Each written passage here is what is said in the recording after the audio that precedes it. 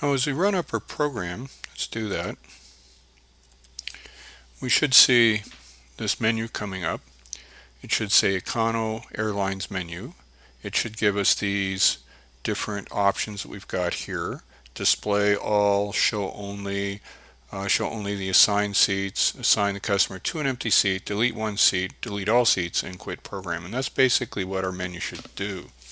Now when we first start up, if we do A, it should show all of the seats here, 1 through 12, should all have N for being used, and all say empty seat for last name, first name. Now when we go back, and if we do B, which is going to show us only the empty seats, it's going to show us that and that there's 12 empty seats. If we do C, it's going to say that there are no assigned seats at this point. And if we want to set up a seat, we can do D. And let me pick a seat. Let me pick seat number 4. Let me put in my name. And when we go back and display all seats, it's going to say there are 11 empty seats. But notice that seat 4 here has my name in it. Now if I go back and take a look at C, just the assigned seats, it just shows my name.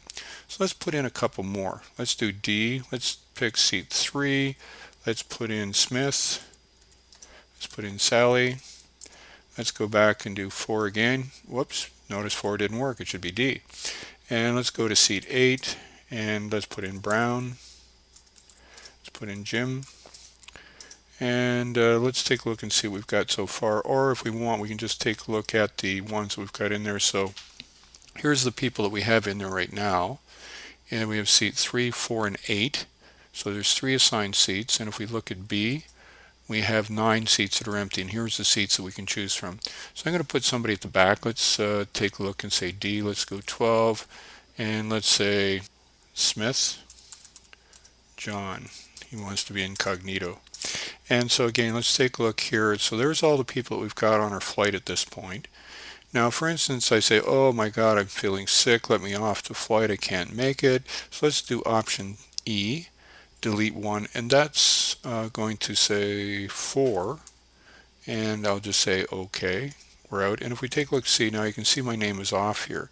Now, if I go back again and say delete 1 seat, and I have to say, well, I didn't really want to be here. Let's hit 0, and we can see that those same people are still here.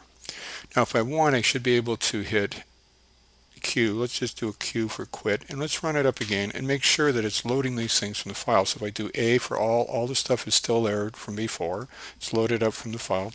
And let's do one last thing. Let's do F to delete all files and say yes.